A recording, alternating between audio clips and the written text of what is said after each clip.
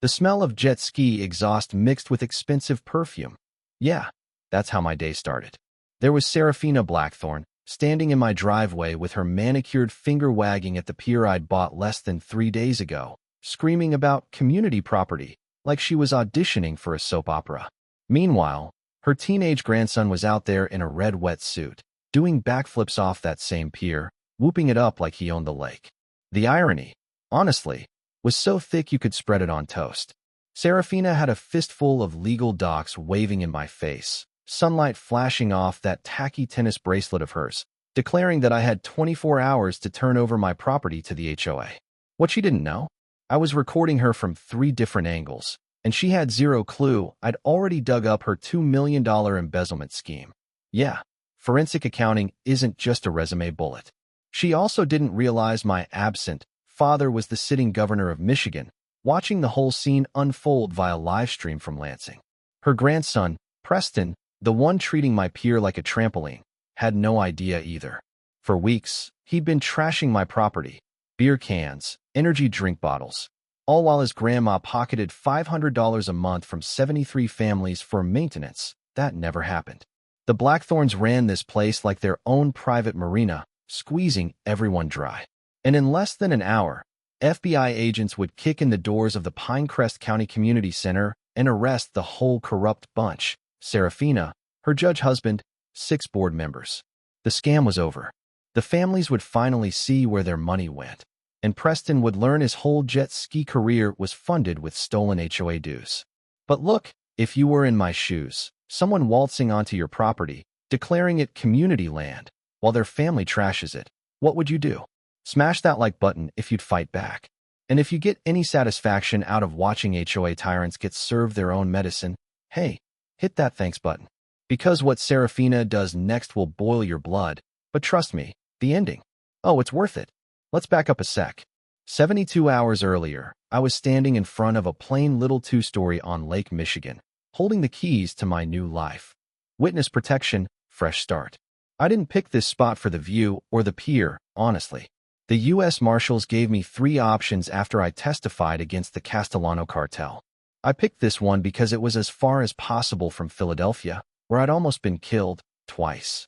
My handler, Janet, swore the place was clean, federal purchase, no complications, previous owner died with no heirs, property fell to the state.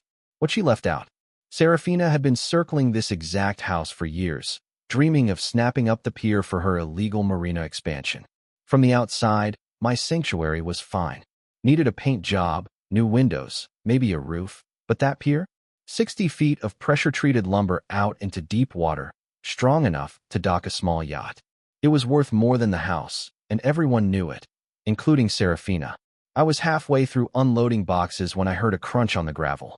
Through the kitchen window, a white Range Rover glided up like royalty arriving for an inspection.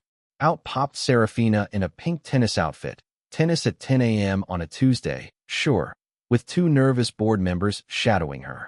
She rang the bell like she owned the place, and when I answered, she gave me that predator's scan, clocked my tired eyes, the moving boxes, probably already adding me to her easy target spreadsheet. Mr. Rhodes, is it? She didn't really ask. Interesting name. We weren't informed of any new residents. Federal sale, I said, playing it cool. Quick closing. That federal bit caught her off guard, and I caught the first crack in her mask. Well, I'm Serafina Blackthorne, president of the Pinecrest Shores Homeowners Association. We need to discuss your pier situation immediately. She just barged in, her board members scurrying after. She marched straight through to the back, eyes raking over my property, probably planning renovations. This pier, she announced, is actually community property.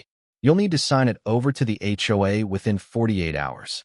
Out came the designer folder, legalese everywhere, stamps and signatures. Looked legit, but as a forensic accountant, I could spot a fake a mile away. I just bought this property, I told her. The deed includes the pier. Serafina laughed, high and grating. Federal purchases don't supersede HOA rules. The pier's been community property for decades. The previous owner just refused to play ball, so certain actions were necessary. The threat was clear. I could see why no heirs had claimed the place. Serafina had probably run them off, leaving the house to rot. I asked for time to review the docs with my attorney, which turned her friendly mask to stone. You don't get how things work here, Mr. Rhodes. My husband's a judge, my brother runs the sheriff's department, the mayor golfs with us. Sign the papers, or we make your life unpleasant. Her cronies just nodded. I understand perfectly, I replied, keeping my cool. You have 48 hours to give me real documents. Now leave my property. Red-faced, she packed up, warning I'd made a serious mistake. As they left, she snapped photos of my house. Ammo for her next wave of violation notices, no doubt. As soon as she was gone, I got to work, following the money. Took me an hour to uncover the scheme. $500 per month from 73 homes for maintenance. $36, $500/month for $138,000 per year. Nearly $2.2 million in 5 years. Actual maintenance? Less than $50,000. All according to county records. The rest went to shell companies, funneled straight to Blackthorn Marine Development, owned by Serafina and her judge husband. Later that afternoon, the familiar whine of jet skis filled my backyard. I looked out, and there was Preston with friends, using my pier like it was their private playground. Music blasting, beer cans floating, boards cracking. I filmed everything. The hypocrisy was off the charts. The same dangerous pier, apparently perfect for her family's daily stunts. The place was trashed when they left. Litter, broken boards, rainbow gasoline slicks on the water. This wasn't just trespassing, it was outright vandalism. That night, my phone buzzed. Text from MR. My dad, Governor Malcolm Rhodes. Everything okay? Saw some troubling posts about your neighborhood. Handling it, I replied. HOA president trying to steal my pier. Don't intervene yet. He'd always kept his distance, for my safety. But I knew if I gave the word, he'd bring the full weight of the state down on this HOA. I wanted to handle it my way first, gather evidence, burn the whole rotten structure to the ground. Next morning, 3 violation notices on my door. Non-compliant pier height, $500. Unauthorized kayak storage, $750. Disturbing marine ecosystem, $1,000. Failure to register pier, $1,500. $3, $750 in bogus fines, all signed by Serafina, dated before she even met me. Classic premeditated harassment. I decided to visit my neighbors. First up, Dorothy Waverly, the elderly woman 2 doors down. She let me in for ancient coffee and stories about Serafina's 5-year campaign of terror. You're the 4th federal resident she's targeted, Dorothy told me, pulling out a box of evidence, photos, letters, reports. Waterfront owners bullied until they gave up their docks, properties flipped for profit by the Blackthorn family. She handed me a folder from the last victim. They wanted someone to use this someday. I spent hours cataloging the scam, threats, forged violations, cooked inspection reports. That afternoon, Serafina sent the county inspector, Carl Morrison, weary, honest eyes. He checked the pier, measuring for show. Between you and me, he muttered. I've been sent out here 6 times in 5 years. Always after someone refuses to sign over their dock. Lawyer up. Already had federal witness protection perks, you know? But as if on cue, that night I found my lug nuts loosened. Not enough to kill me, just to scare me. I filed a police report, installed cameras, braced for more. The next day, Preston's jet ski party doubled. 8 teenagers. Music so loud it rattled windows. Serafina herself stood on shore, recording like a proud stage mom. I called 911. No help. Marine Patrol unavailable. Instead, I live-streamed everything. Preston, his crew, Serafina. Within minutes, thousands watched as the HOA president's family destroyed private property. Viewers started tagging news outlets, the DNR, the governor's office. Serafina realized too late. Her tantrum caught on tape, her threats exposed. The internet doesn't forget. That night, an email. Emergency HOA meeting, pier confiscation vote. Classic intimidation. I spent the night prepping, compiling evidence, alerting my U.S. Marshal handler, and texting my dad. Tomorrow, 7 p.m., livestream on. Understood, he replied. Assets in position. Whatever that meant, I was ready. Next morning, Serafina sent a process server, cease and desist for my livestream. $500,000 lawsuit threat. I just added it to my file. She had no idea who she was messing with. Before the meeting, I reached out to everyone she'd burned.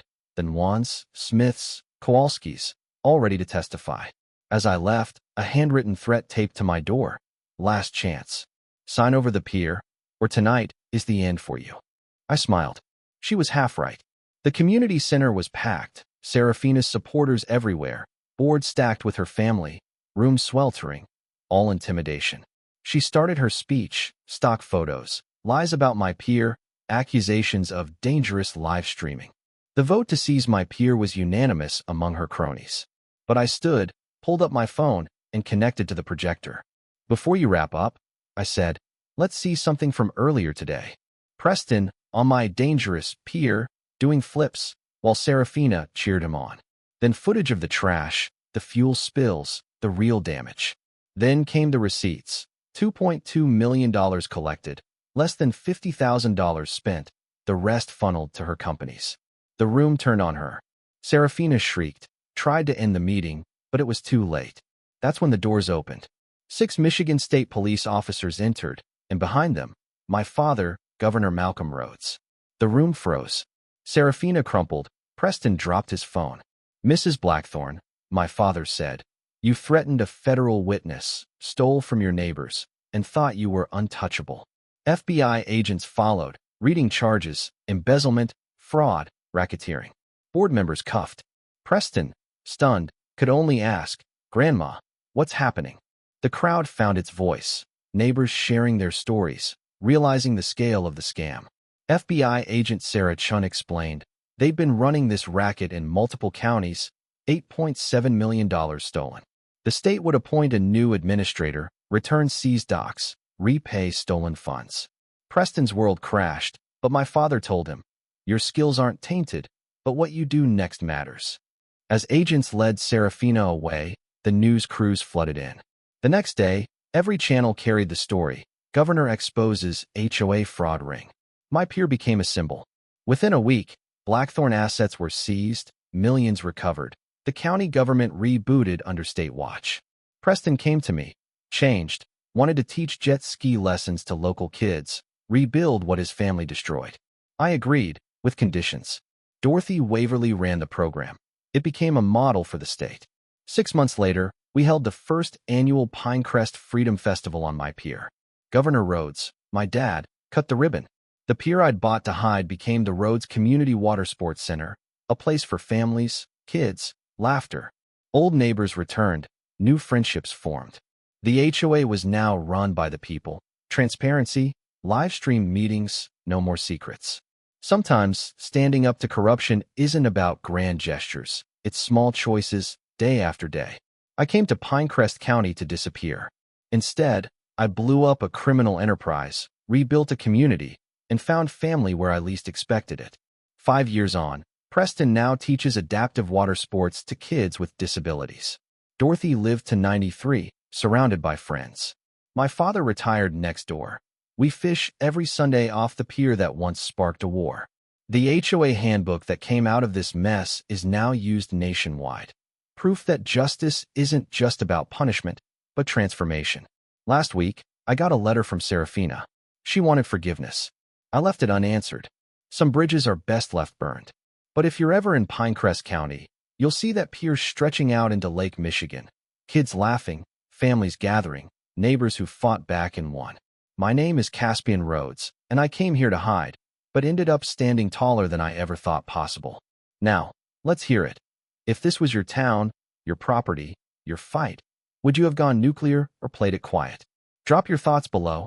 Tell me where you stand on HOA power and community justice. Some stories are too good not to share.